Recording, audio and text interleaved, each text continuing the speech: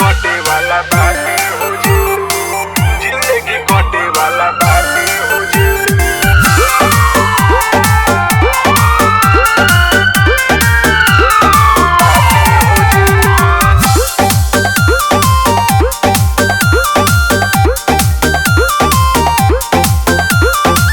नाम आवेला हमारो तो रंगदारी में मारी मारा त कैले रही हम यारी में हे बोलो।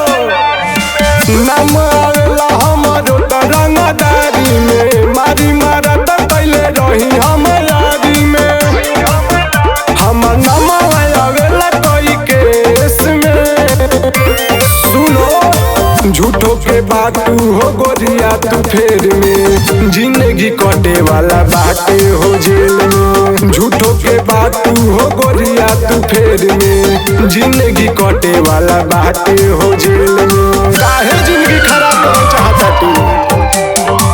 जिंदगी कटे वाला बाटे हो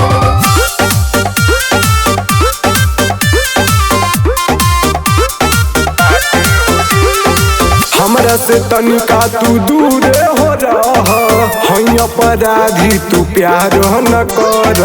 जिला के पुलिस बा पीछा में लागल गोरी हो बानी हम जेल से भागल। कोई गो क्राइम कैले बानी ए बुच्ची। हमरा से तनिका तू दूर हो रहा हई अपराधी तू प्यार न कर। जिला के पुलिस बा पीछा में लागल गोरी हो बानी हम जेल से भागल। हम छूटल भी बानी अप्रैल में।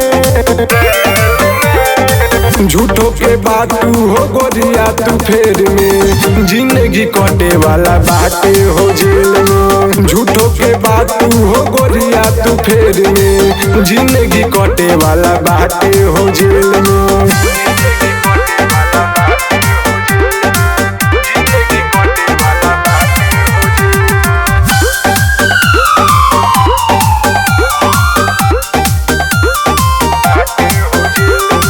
गुंडागर्दी कोइल काम हमार बा एही से जिलावा में नाम बदनाम बा।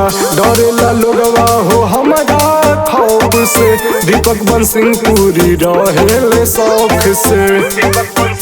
ए बुच्ची बुझलू गुंडागर्दी कोइल काम हमार बा एही से जिलावा में नाम बदनाम बा।